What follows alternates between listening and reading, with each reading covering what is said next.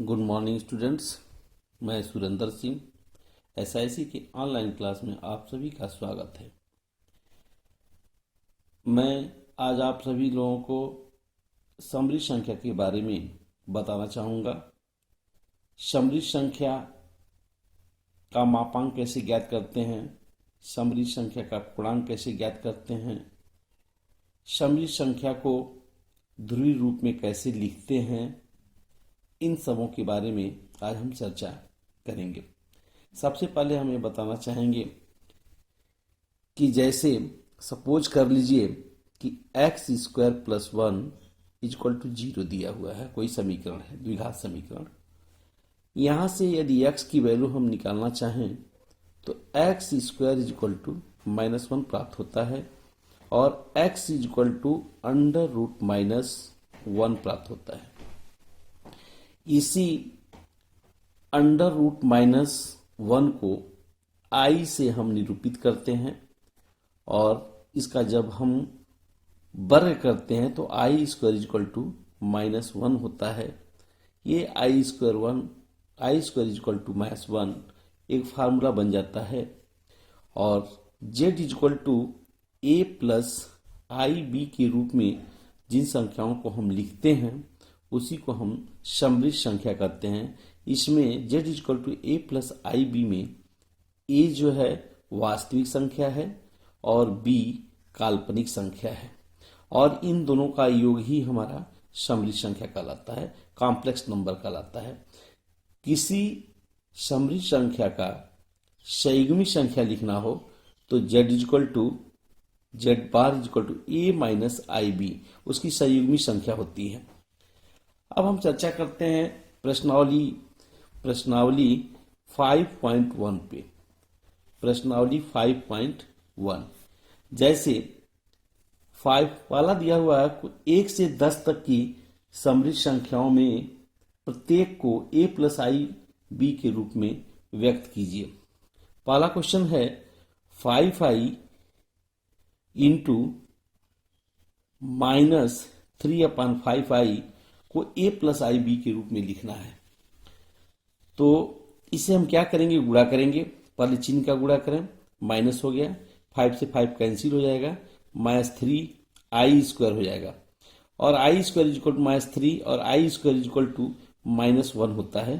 तो -1 रख दिया आपने, यानी दोनों का मल्टीप्लाई किया तो +3 हो गया जो कि वास्तविक संख्या है। इसे हमें z प्लस आई बी के रूप में लिखना है तो z ये इक्वल टू हो जाएगा आपका वास्तविक संख्या 3 हो गया और हमें काल्पनिक संख्या नहीं मालूम है तो प्लस i इंटू 0 लिख देंगे तो ये आपका वो समृद्ध संख्या के रूप में हो जाएगा।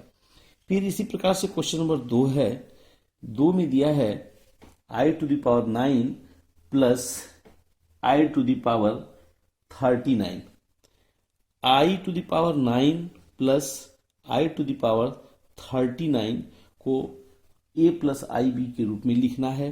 तो इसके लिए हम क्या करेंगे, i स्क्वायर इक्वल टू -1 होता है तो i to the power 4 equal to 1 हो जाएगा। तो इसे हम लिख सकते हैं i square to the power 4 8 हो गया, इंटू आई एक बच जाएगा, plus i to the power i square equal to 19 दूना 38 19 और एक आई बच जाएगा, इंटू आई हो जाएगा। अब i square equal to -1 to the power 4 हो गया और i और plus i square equal to -1 to the power 19 है और इंटू आई है। i टू जब ये -1 टू द पावर 4 सम संख्या है इसलिए +1 होगा और इंटू आई हो गया और i टू द पावर 90 विषम संख्या है इसलिए -1 हो गया और इंटू आई हो गया। i और माइनस आई हो जाएगा इक्वल टू 0, यानी वास्तविक संख्या भी 0 और प्लस i इंटू 0, ये आपका a प्लस आई बी के रूप में चेंज हो जाएगा। इसी प्रकार से हम क्वेश्चन नंबर 1 से लेकर क्वेश्चन नंबर 10 तक की संख्याओं का हम आसानी से सॉल्यूशन निकाल सकते हैं। सबको ए प्लस आई बी के रूप में लिखना है। ए प्लस आई बी के रूप में लिखने का मतलब ये हो गया, उस संख्या को हम उन जो संख्याएं दी गई हैं उनको हल करेंगे, गुणा करेंगे, भाग करेंगे, जोड़ेंगे, घटाएंगे, जो भी करना है करेंगे, और जो भी आता है उसको ए प्लस आई बी के रूप में लिख देना है, जहां ए वास्तविक संख्या और बी काल्पनिक संख्या है। अगर चाहे वास्तविक संख्या 9 प्राप्त हो, काल्पनिक संख्या प्राप्त हो, काल्पनिक संख्या 9 मालूम हो, वास्तविक संख्या मालूम हो, तो उसमें उसके लिए जैसे क्वेश्चन नंबर 2 को अगर दोनों शून्य हुआ तो ए भी शून्य है और बी भी शून्य है, तो इस फॉर्म में 0 प्लस आई इंटू 0 लिख सकते हैं। यह आपका प्रश्नावली 5.1 का क्वेश्चन नंबर 1-2 है। इसी प्रकार से सभी प्रश्नों को आप बहुत ही आसानी से हल कर सकते हैं। एक क्वेश्चन और बताते हैं हम आपको, 1 minus question number 8, 1 minus i whole to the power 4, 1 minus i whole to the power 4। इसको हम बताते हैं आपको 1 minus i whole to the power 4। Question number 8 है, इसको भी ए प्लस आई बी के रूप में ही बदलना है।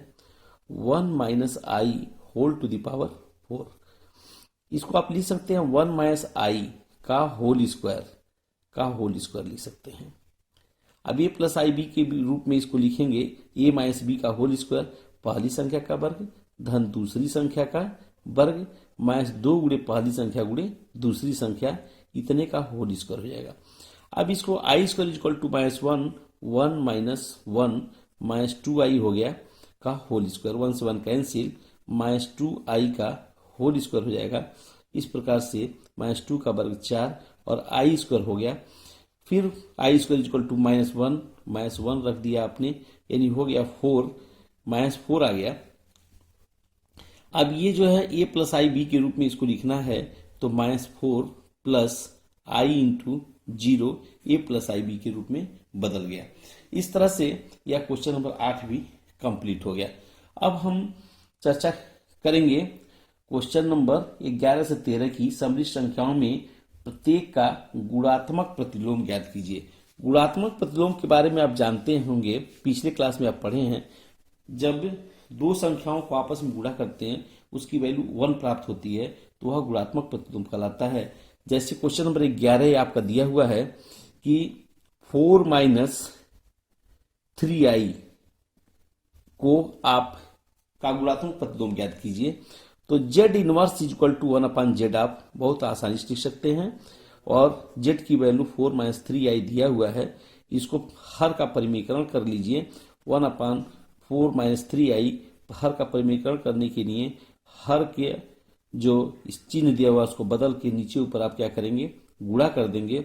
गुणा करेंगे तो यह हो जाएगा 4 प्लस 3i अपान, ये 4 का स्क्वायर हो जाएगा और माइनस 3i का होल स्क्वायर हो जाएगा।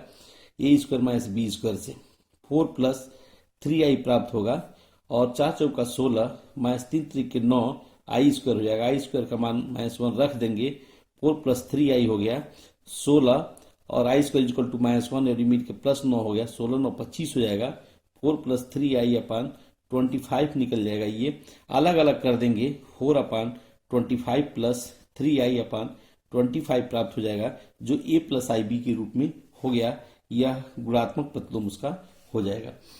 इस तरह से क्वेश्चन नंबर 12 और 13 को भी आप बहुत आसानी से कर सकते हैं। इस तरह से प्रश्नावली 5.1 समाप्त होता है। समृद्ध संख्या का प्रश्नावली 5.2 का question number 1, z equal to, question number 1 है z equal to -1 minus i under root 3।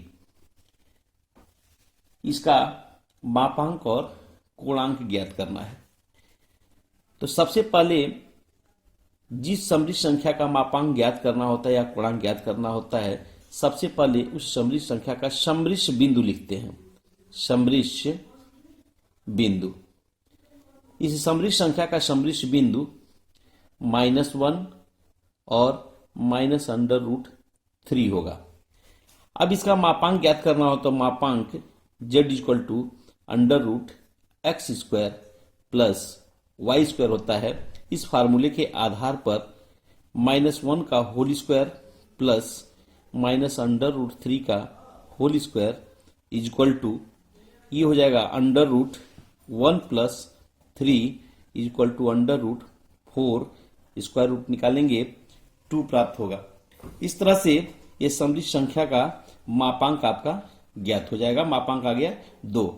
इसी समृद्ध संख्या का यदि कोणांक ज्ञात करना है तो कोणांक tan theta is equal to होता है y अपान एक्स। y की वैल्यू है माइनस अंडर रूट 3 और अपान -1, यानी हो गया अंडर रूट 3। अब tan theta is equal to tan कितने की वैल्यू होती है, ये माइनस अंडर रूट 3 tan 60 की वैल्यू, यानी π/3 की वैल्यू, यानी थीटा इज इक्वल टू π/3 हो जाएगा। ये थीटा इज इक्वल टू हो गया आपका π/3। अब ये देखेंगे कि थीटा इज इक्वल टू यहां तो π/3 निकल गया, लेकिन समृद्ध बिंदु किस चतुर्थांश में है, इससे आपको पता चल जाएगा कि यह समृद्ध कोण किस चतुर्थांश में पड़ेगा। तो समृद्ध बिंदु -1 आप चतुर्थांश की बात करते हैं, ये सब प्लस होता है प्रथम चतुर्थांश में, दूसरे चतुर्थांश में ये माइनस और ये प्लस होता है, और तीसरे चतुर्थांश में माइनस और ये माइनस होता है, और चौथे चतुर्थांश में ये प्लस और ये माइनस होता है। इस तरह से माइनस माइनस तृतीय चतुर्थांश में होगा, और तृतीय चतुर्थांश के लिए हम tan थीटा को tan पाई प्लस थीटा के रूप में लिखते हैं। तृतीय चतुर्थांश में यदि समृद्ध बिंदु पड़ता है तब, तो ये हो जाएगा tan theta is equal to tan pi plus π/3। तो ये हो गया आपका tan 3 पाई 4 π/3, और ये tan theta is equal to हो गया आपका 4 थीटा इज इक्वल टू हो जाएगा 4 π/3। अब थीटा की जो वैल्यू आती है, यदि पाई से बड़ा है तब तो इसमें से 2 पाई हम क्या करते हैं, माइनस कर देते हैं, रूल है ये। तो tan थीटा की वैल्यू पाई से बड़ी है, इसलिए इसमें से कोणांक ज्ञात करेंगे, जो 4 π/3 माइनस 2 पाई माइनस करेंगे, यानी 4 पाई माइनस 6 पाई और अपान 3 इज इक्वल टू -2 पाई अपान 3। ये आपका हो जाएगा कोणांक। तो मापांक हो गया आपका, मापांक हो गया 2 और कोणांक हो गया आपका कोणांक हो गया आपका -2 पाई अपान 3। ये आंसर हो गया। फिर से एक बार इस प्रश्न को हम आपको बताते हैं। यदि किसी भी समृद्ध संख्या का यदि आपको मापांक और कोणांक ज्ञात करना है, तो मापांक के लिए उसका जो समृद्ध बिंदु जो लिखा गया होता है, समृद्ध बिंदु प्राप्त जो करते हैं, उसका हम under root x square plus y square कर देते हैं, उसका स्क्वायर रूट निकाल लेते हैं, वर्गमूल निकाल लेते हैं, तो वो प्राप्त हो जाता है आपका मापांक। और कोणांक के लिए tan थीटा बराबर वाई अपान एक्स से यह अंडर रूट 3 प्राप्त होगा। tan कितने की वैल्यू होती है, π/3। यहाँ tan थीटा बराबर tan π/3 पर हम रुक जाते हैं, और रुक कर हम ये देखते हैं कि यह समृद्ध बिंदु किस चतुर्थांश में है। ध्यान देंगे, बहुत ही इंपॉर्टेंट चीज है ये, कि यह समृद्ध बिंदु किस चतुर्थांश में है। तो यदि समृद्ध बिंदु तृतीय चतुर्थांश में है, तो tan जो दिया रहता है tan π/3, वह tan pi plus theta, theta की वैल्यू π/3 है, तो उसमें ऐड कर देते हैं। अगर दूसरे चतुर्थांश में होता तो tan पाई माइनस π/3 लिखते। यदि वह तीसरे चतुर्थांश में होता तो माइनस tan थीटा को tan माइनस थीटा लिखते हैं। प्रथम चतुर्थांश में जैसे है वैसे ही रहने देते हैं। ये याद करना बहुत ही जरूरी है। तो tan थीटा ये तृतीय चतुर्थांश -1 माइनस अंडर रूट 3 तृतीय चतुर्थांश में होगा, इसलिए इसको tan थीटा को tan पाई प्लस पाई अपान 3 लिखा हमने। 4 पाई अपान 3 थीटा की वैल्यू निकल गई। अब हम ये ध्यान देते हैं कि जो कोणांक है, यदि वह पाई माइनस पाई और पाई से बड़ा है, तो 4 पाई अपान 3 पाई से बड़ा है, तो उसमें से हम क्या करते हैं, रिजल्ट में से 2 पाई माइनस कर देते हैं। तो 2 पाई माइनस कर दिया गया आपका, ये -2 पाई अपान 3, तो कोणांक निकल गया 2 पाई/3। इस तरह से यह कोणांक और मापांक ज्ञात किया जाता है। इसमें 2 प्रश्न दिया हुआ है, एक प्रश्न हमने आपको लगा दिया, दूसरा प्रश्न आप खुद कर सकते हैं। बहुत ही आसान है, कोई कठिन नहीं है, यदि समझ में आया है तब। तो इस तरह से हम क्वेश्चन नंबर 3 पर चलते हैं। क्वेश्चन नंबर 3 आपका दिया हुआ है, ध्रुवीय रूप में कैसे करते हैं, ध्रुवीय रूप में ज्ञात कैसे करते हैं, उसका ध्रुवीय रूप कैसे ज्ञात होता है। कह रहा समृद्ध संख्या का प्रत्येक का ध्रुवीय रूप में कैसे लिखते हैं। ध्रुवीय रूप को किसी भी समृद्ध संख्या को ध्रुवीय रूप में आर कास थीटा प्लस आई साइन थीटा के रूप में लिखते हैं और उससे तुलना कर लेते हैं। जैसे क्वेश्चन नंबर 1 दिया है, क्वेश्चन नंबर 1 है इसका, क्वेश्चन नंबर 3, क्वेश्चन प्रश्नावली 5.2 का क्वेश्चन नंबर 3 दिया है, 1 माइनस आई को ध्रुवीय रूप में लिखिए। तो 1 माइनस आई को हम सबसे पहले आर कास थीटा प्लस आई साइन थीटा से कंपेयर कर लेते हैं। आर कास थीटा प्लस आई साइन थीटा से कंपेयर करेंगे तो यहां से r cos theta equal to आपका 1 प्राप्त होता है, यह समीकरण नंबर 1 होता है, और r sine theta equal to आपका -1 प्राप्त होगा, समीकरण नंबर 2। इन दोनों समीकरण 1 और 2 का वर्ग करके जोड़ देंगे। 1 और 2 का वर्ग करके जोड़ने पर जब वर्ग करके जोड़ेंगे तो r square cos square theta प्राप्त होगा plus r square sine square theta प्राप्त होगा और इक्वल टू 1 का 1 प्लस -1 का 1। ये आर स्क्वायर कॉमन ले लेंगे तो cos square theta plus sine square theta प्राप्त हो जाएगा और बराबर 1 1 2 हो जाएगा। Cos square theta plus sine square theta equal to 1 आप जानते हैं, आर स्क्वायर इक्वल टू 2 हो गया, r equal to under root 2, r की वैल्यू फाइंड हो गई। अब हम क्या करेंगे, इसका टेन थीटा वही कोणांक tan theta equal to y upon x, यह समृद्ध बिंदु इसका लिखेंगे 1 और -1 होगा, समृद्ध बिंदु 1 और -1 होगा। तो 1 -1 अपॉन 1 यह हो गया -1। अब ये टेन कितने की वैल्यू होती है, 10 माइनस 10 पाई बाई 4। अब आपको देखेंगे कि यह किस चतुर्थांश में पड़ेगा समृद्ध बिंदु, तो समृद्ध बिंदु 1 और -1 किस चतुर्थांश में पड़ेगा, 1 प्लस है तो 1 प्लस हो गया आपका इस पे और -1 वाई इसमें 1 -1 चतुर्थांश में पड़ेगा। हम आपको बताए हैं कि चतुर्थांश में -10 थीटा को हम क्या लिख लेते हैं, 10 माइनस थीटा लिख लेते हैं। तो 10 थीटा इक्वल टू हो गया है आपका ये 10 माइनस 10 पाई बाई 4 है, तो 10 माइनस पाई बाई 4 हो गया। अब ये कंपेयर करेंगे तो theta equal to minus pi by 4 प्राप्त हो गया। ये कोणांक भी ज्ञात हो गया और ये आपका मापांक भी ज्ञात हो गया। अब इसको हम क्या करेंगे, उसमें 1 minus i equal to r cos theta, r की वैल्यू रख देंगे अंडर रूट 2 और थीटा की वैल्यू रख देंगे, ये हो गया cos minus pi by 4 plus I sine minus pi by 4। ये आपका रिजल्ट हो जाएगा, ये ध्रुवीय रूप हो जाएगा। इस तरह से question number 4, question number 5, question number 6, question number 7, question number 8 ध्रुवीय रूप में सबको चेंज करना है, बहुत ही आसानी से कर सकते हैं। क्वेश्चन नंबर 2 को हम बताते हैं इसी तरह से, इसी का क्वेश्चन नंबर 4 है। एक और प्रश्न बताते हैं ध्रुवीय रूप का। क्वेश्चन नंबर 4 दिया हुआ है, क्वेश्चन नंबर 4 ये है कि 1 प्लस आई दिया है, -1 प्लस आई, -1 प्लस आई, इसको ध्रुवीय रूप में बदलना है।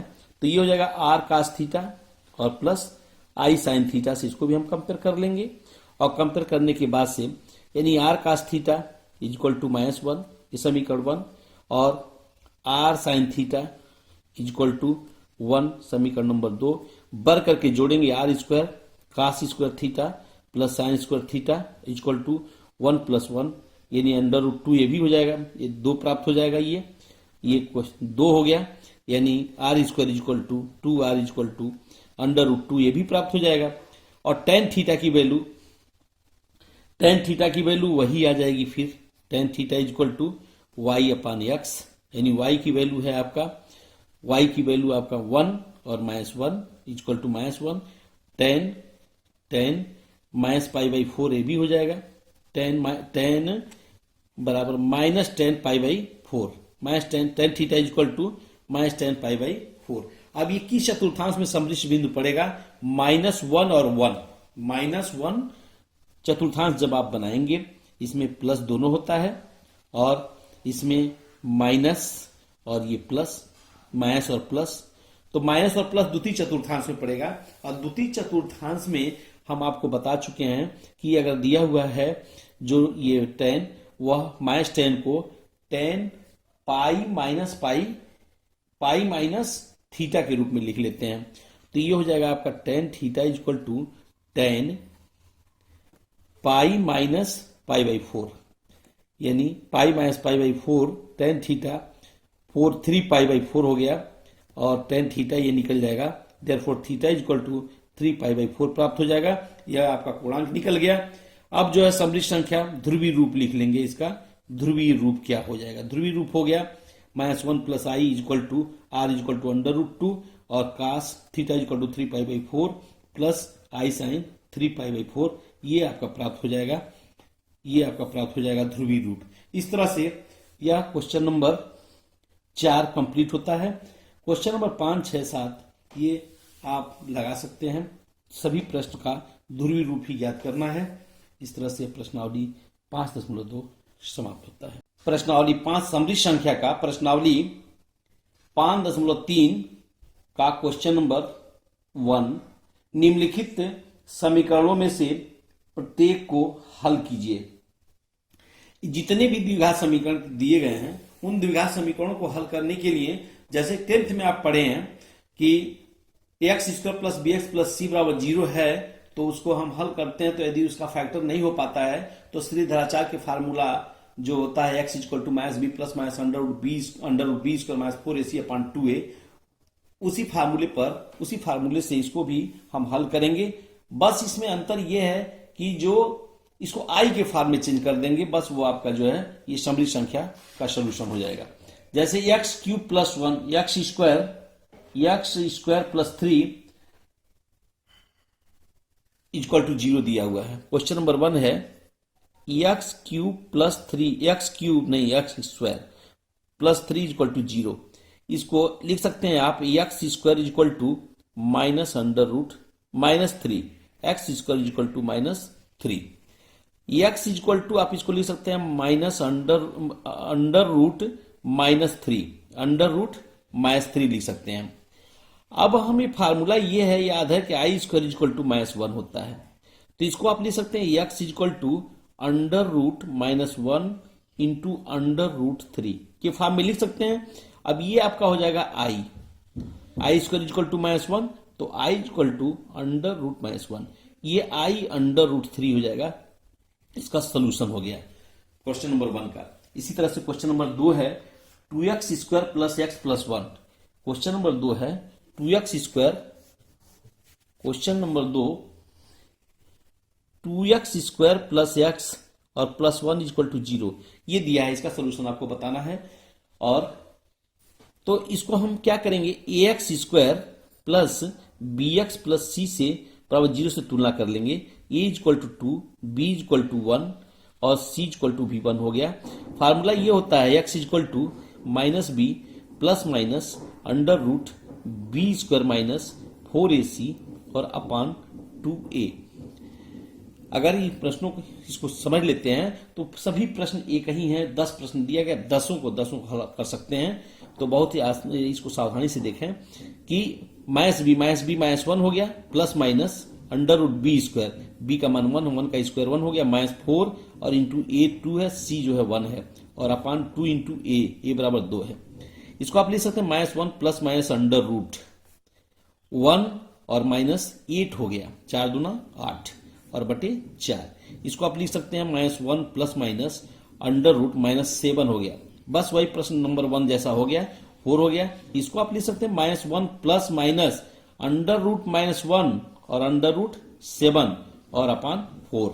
बस उस समृद्ध संख्या के रूप में लिखने के लिए i² का मान इसमें रखना है।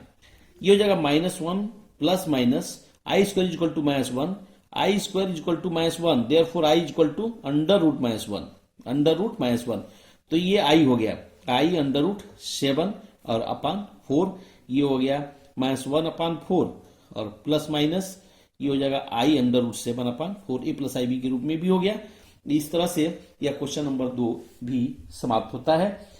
इसी प्रकार से आपका सभी प्रश्नों को जो भी द्विघात समीकरण दिया हुआ है ax² plus bx plus c से तुलना करेंगे, a का मान निकालेंगे, b का मान निकालेंगे, c का मान निकालेंगे और x equal to minus b Shridharacharya का जो फार्मूला है x equal to minus b plus minus under root b² minus 4ac upon 2a इसमें रख देंगे और हल करने के बाद जो माइनस के रूप में आएगा उसको आई स्क्वायर का उसमें प्रयोग कर देना है। आई स्क्वायर इक्वल टू -1 यानी आई इक्वल टू अंडर रूट -1 और उसकी वैल्यू रखने के बाद से जो प्राप्त होता है वो आपका रिजल्ट प्राप्त हो जाएगा। इस तरह से आप सभी प्रश्नों को हल कर सकते हैं।